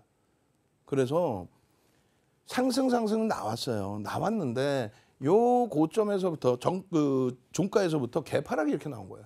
살짝 돌리다가 다시 음봉으로 떨어졌어요. 근데 이 부분을 별이 2개다. 갭도 메꿨고 그렇게 따지면 음봉의 크기가 이 2개의 캔들 거의 뭐 3분의 2 정도가 되잖아요. 그럼에도 불구하고 이것을 하락 반전의 흐름으로 보지 않고 상승 추세의 기준으로 본다. 그러면 가장 중요한 게 뭘까요?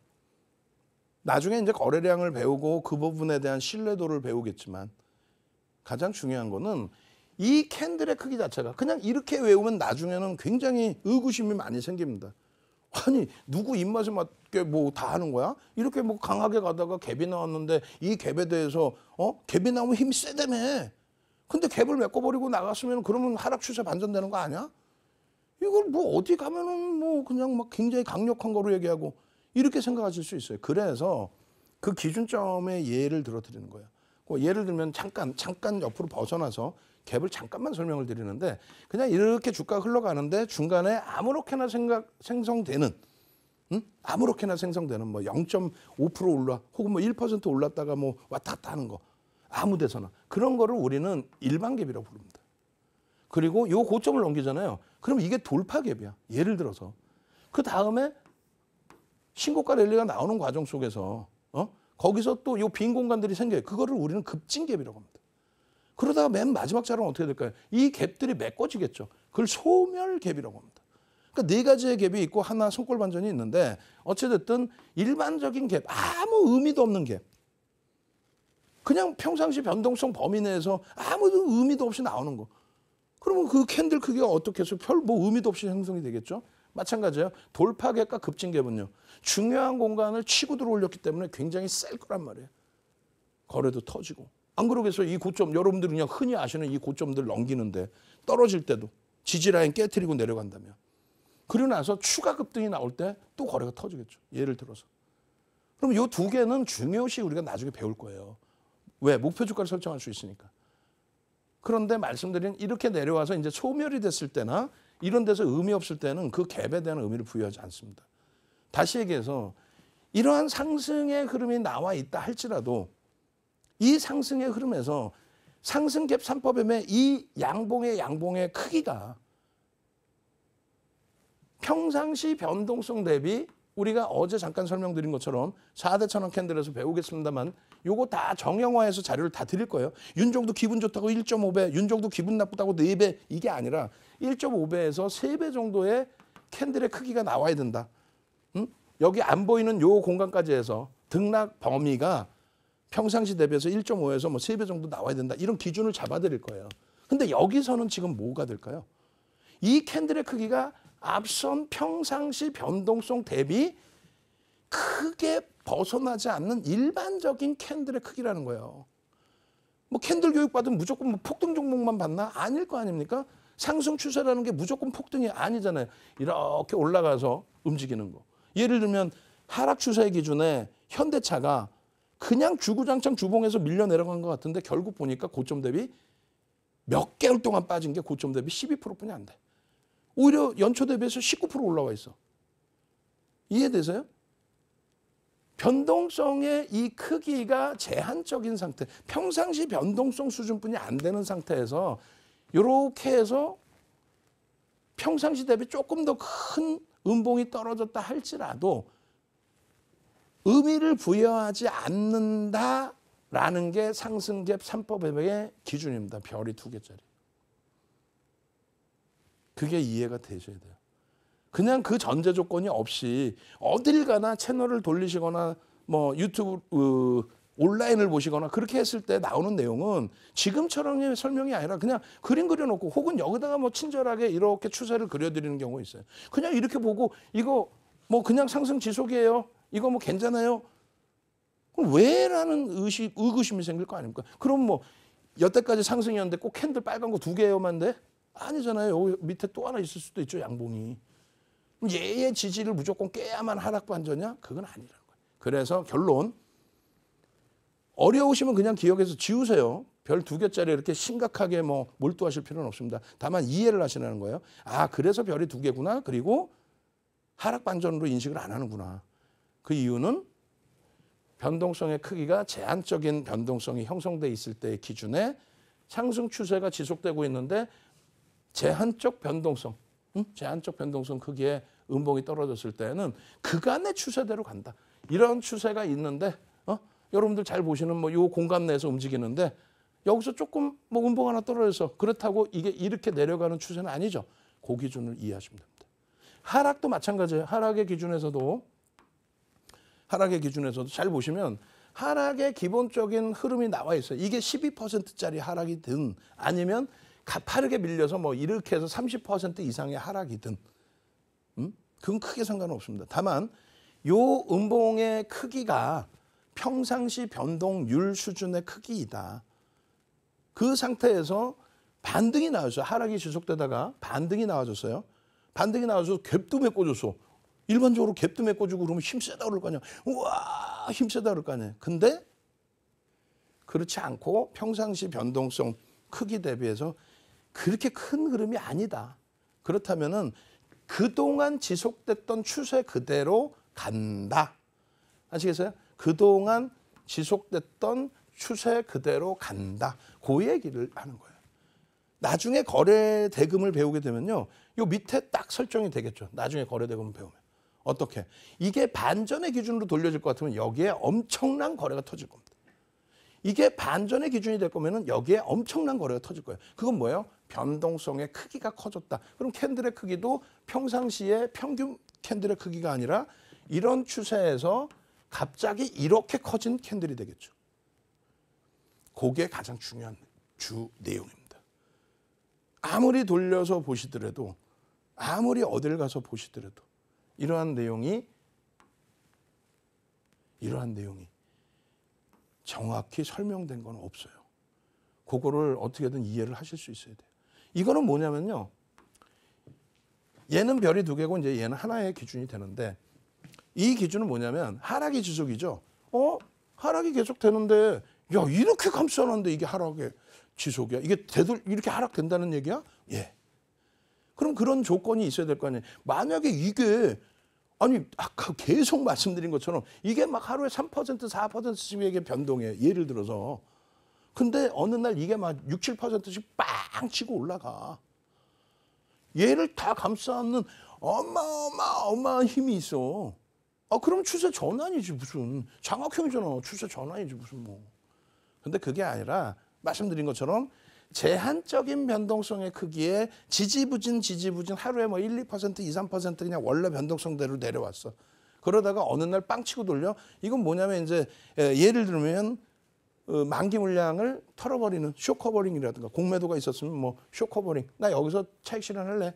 여기서 샀는데 뭐 차익 실현할래. 혹은 그냥 대살래 그냥 나는. 그렇게 해서 일시적으로 들어오는 이슈 범위의 흐름이다. 이렇게 해석하는 게 일반적인 해석입니다. 이해되시죠? 그러니까 어느 날 한 번쯤 그냥 빵 치고 올라가는 정도. 근데 그게 어느 날 한 번이라는 게 그게 뭐 어떤 수준인지 우리가 솔직히 알 수가 없잖아요. 그래서 이 앞에 있는 3개의 캔들의 등락률의 범위가 다소 제한적인 크기에 놓여져 있는데 제한적 변동에서 그냥 빵 치고 돌렸다? 결론은 나중에 거래량까지 배우면 더 편해지겠죠. 거래가 제대로 터져줬느냐. 그렇다면 이거는 그냥 장악형인 거지.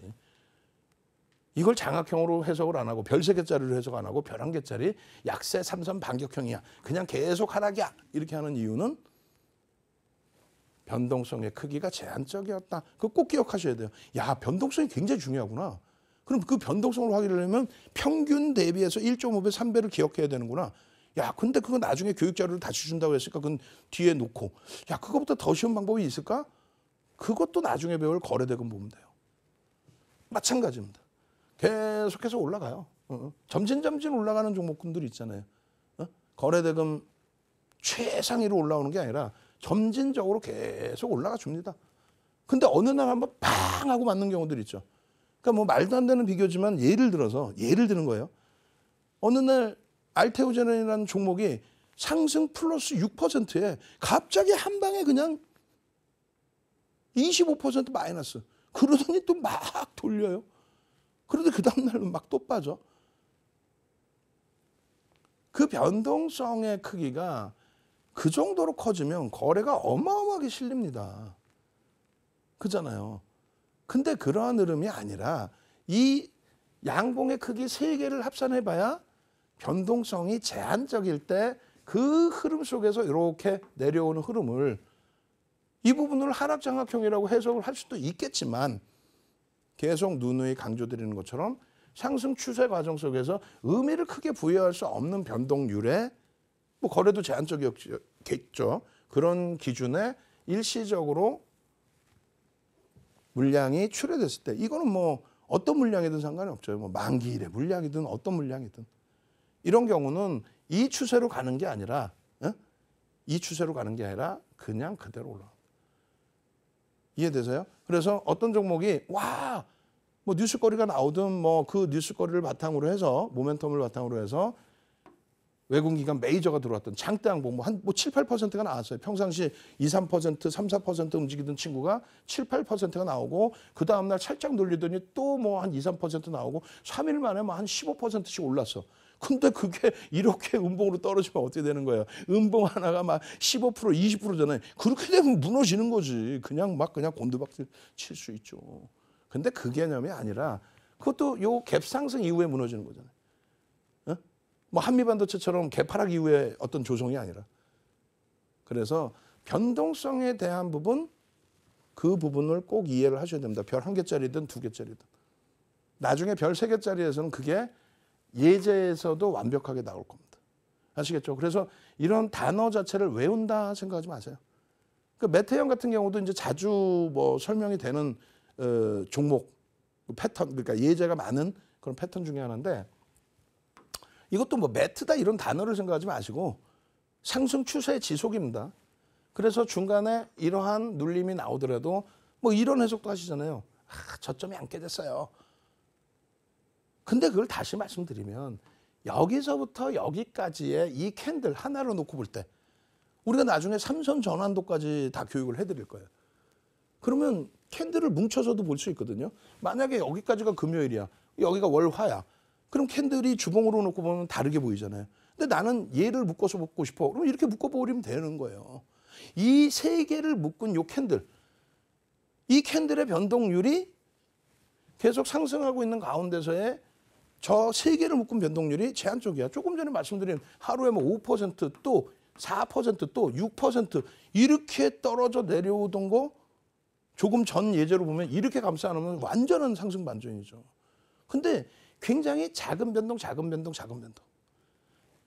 갭상승 이후에 눌렸어. 갭상승 이후에 눌렸어. 그러면서 저점이 그렇게 낮아지질 않아. 막 깨고 내려가는 게 아니야. 단기 추세 요 3일만 보면 좀 깨고 내려갔다 해도. 그런 상태에서 이렇게 갭상승이 나와줍니다. 여기서부터입니다. 캔들의 몸통과 몸통의 공간을 우리는 갭이라고 불러요. 다만 실전에서는 여기에서부터 여기까지 아니에요. 이 큰 갭이 나오면서 움직여줘. 그러면 별이 3개짜리가 돼야지. 와, 엄청난 강세요라고. 그런데 여기서부터 여기까지 이렇게 크게 양봉을 잡더라도 그 변동률, 요 3개의 변동률이 제한적인 경우 이해되세요? 제한적인 경우. 그 경우를 우리는 별 2개의 수준에서 봅니다. 그러니까 그것을 완벽하게 교육으로 맞춰드리기 위해서는 지금 같은 설명 이외에는 나올 게 없어요. 이 변동성이나 퍼센테이지, 변동률이나 평상시 대비해서 변동률 대비해서 이 크기나 거래대금이나 이런 걸 얘기하지 않고 그냥 이 그림만 딱 그려놓고 이거는 그냥 추세 지속이고 왜? 아니 300년 동안 이렇게 썼어요. 그럼 그걸 패턴 수백 가지를 다 외워야 돼? 그걸 어떻게 다 외워서 하나. 그래서 이런 경우에 변동성이 제한적인 기준에서 뚝뚝뚝 요 정도 눌리는 거는 크게 문제 없다. 또 예를 들어요. 지금 차트를 안 꺼내놨지만 예를 들어서 주성 엔지니어링이야. HBSP야. 그런 종목군들이 7%, 10% 움직였다가 미끄러져 내려온 게 3, 4% 미끄러졌어요. 전일 종가 대비. 근데 그 다음날 갭상승 한 1, 2% 나왔다가 또 2, 3% 밀려요. 그렇게 해서 3거래를 밀려봐야 변동성 확장됐던 하루의 변동성 그 안에 들어가 있단 말이죠. 그러니까 그런 경우에 흐름은 추세의 반전이라고 이해를 하지 않는다. 그 말씀을 드리는 겁니다. 아시겠죠? 지금의 기준에서는 이렇게 되어 있습니다. 상승 반격형 이렇게 되어 있어요. 이건 뭐냐면 얘도 그대로의 추세를 얘기합니다. 그대로의 추세가 뭐예요? 반전이 아니라 아이고 다시 상승 갭 3법형 그리고 약세 삼선 반격형 그리고 매트형 그리고 요거. 자, 여기서 설명을 합니다. 얘도 상승 반격형이잖아요. 상승 지속이에요. 상승 지속. 응? 상승 지속. 상승 반격형. 잠시만요. 상승 반격형 그리고 까마경. 아이고 이렇게 됐구나. 죄송합니다. 그러면 이렇게 해서 다시 상승 반격형이다. 이건 뭐냐면 하락 추세에서 기준이 설정이 됩니다. 하락 추세에서 반격형이 됩니다. 얘는 반격형. 그러니까 저도 단어만 보고는 혼란스럽단 말이에요. 뭐 이걸 어떻게 다 외워? 못 외워. 뒤에 4장이나 됐어. 우리 큰일 났네 시간이. 그래서 뒷부분 맨 뒷부분은 어차피 복습이니까 예제니까 요거 시간을 조금 더 드릴게요. 왜냐하면 여기서가 중요하거든. 조금 전엔 추세 지속이었죠. 추세 지속이었는데 지금은 반전의 기준입니다. 반전의 기준이어서 이건 뭐가 되냐면 하락을 지속하고 있는 과정 속에서 캔들이 하나 나오는데 어제 별 하나짜리 놓고 봤을 때도 이런 거 있었던 것 같은데 뭐라 그랬어요? 캔들의 크기 자체가 얘가 더 크고 얘가 작은 경우 그리고 요 시초가에 부딪히지도 못한 경우 뭐 이런 내용들이 있었어요. 근데 얘는 뭐냐면 이 캔들의 크기가 크든 작든 뭐 작으면 안 되지 당연히. 그래도 반격인데 반전인데 반전의 기준이 나오는데 별은 3개는 아닙니다. 3개가 되려면 말씀드린 것처럼 이렇게 장악을 해야 돼요. 얘가 3%짜리 하락이라고 치면은 최소 뭐 5%, 6% 감싸 안는 반격이 감싸 안는 힘의 크기가 더 큰 변동성으로 감싸 안아주는 힘의 크기가 그래야 하락에서 반전이 된다는 얘기거든요. 근데 얘가 이제 별이 2개인 이유는 그렇게까지는 아니었다. 다만 캔들의 크기가 지금 같죠. 그러면 전제 조건은 어떻게 따지시면 되냐면 하락 추세입니다. 하락 추세의 마지막 하락의 크기가 아무래도 변동성이 뭐 1.5배에서 3배까지는 아니더라도 3% 움직이던 게 9% 움직였어. 9% 움직이던 게 추가 9% 움직였다가 9% 돌리나? 그거는 좀 무리수가 있고 그거보다는 예를 들어서 2, 3% 움직이다가 얘가 조금 더 큰 1.5배, 뭐 4.5%, 5%의 캔들의 크기가 낮다 이거야. 음봉으로. 그런데 종가가 여긴데 시가가 비슷한 크기의 시가가 형성돼요. 그럼 얘도 변동성이 일단 이미 있다라는 거죠.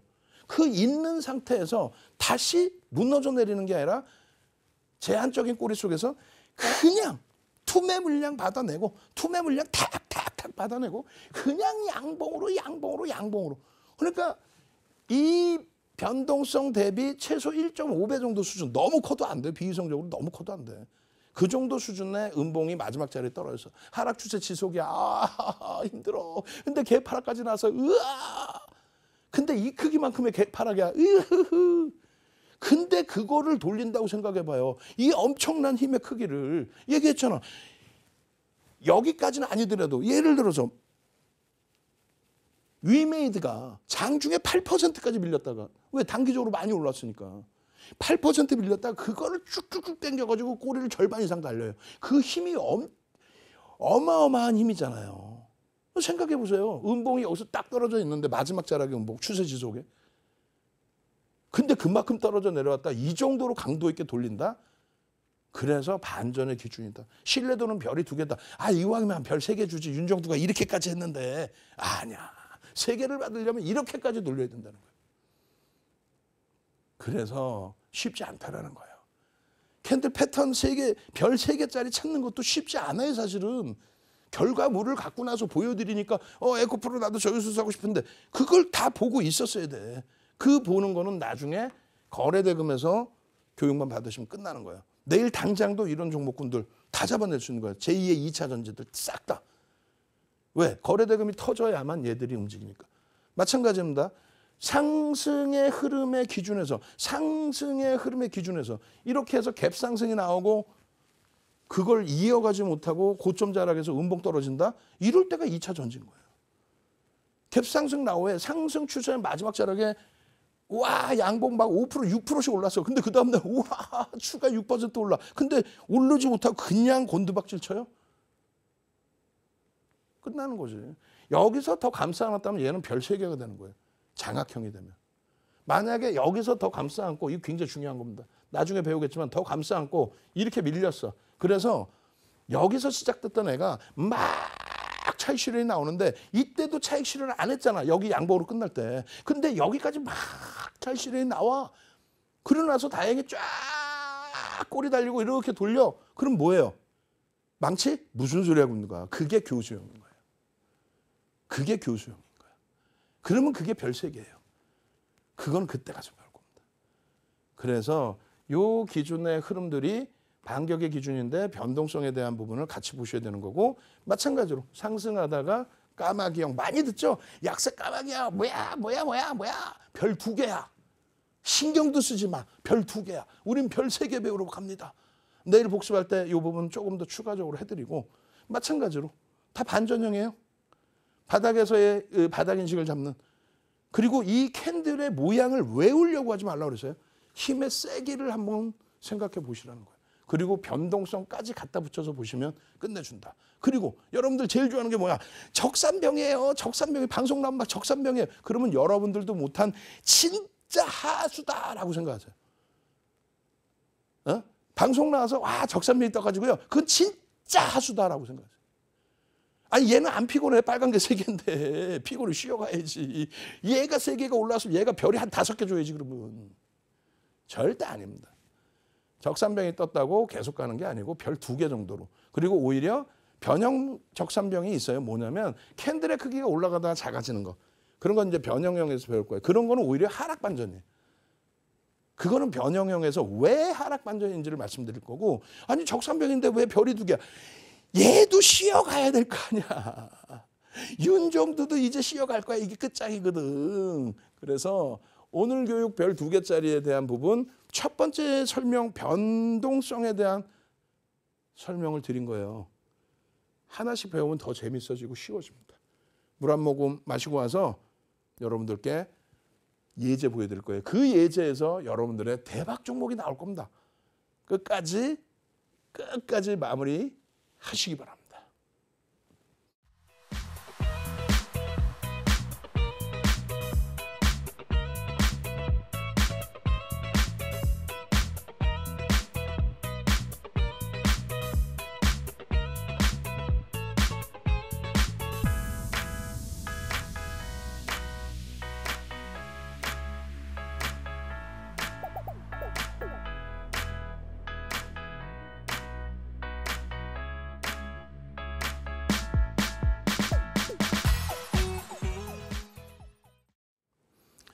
아니 이렇게 쉬운데 강의 듣고 종목도 받아가시고 말씀드렸잖아요. 이렇게 쉬운 게 세상에 어디 있습니까? 방금 말씀드린 것처럼 신뢰도의 기준이잖아요. 이게 반전이냐 아니냐, 왜 이건 그냥 추세 지속이냐, 변동성의 크기를 봐야 됩니다. 변동성의 크기가 뭔데 평상시 대비 움직였던 거보다 확장돼 있어야 된다. 거래대금 다 빼버렸죠. 원래는 거래대금도 보셔야 되는 게 맞는데 거래대금 기준, 거래량이 아니에요. 거래대금이에요. 거래대금의 기준에 이렇게 움직일 때 거래가 터졌겠어 안 터졌겠어? 무조건 거래 터집니다. 에코프로의 거래대금이 23년 1월 달에는 거의 없어요. 고점 대비해서 막 30% 이상 밀려 있었고, 그리고 2월 달에 2월 1일부터 거래대금이 팍팍 터져. 근데 하루에 1조가 안 나와요. 그러다가 3월 달에 드디어 1조 이상이 터집니다.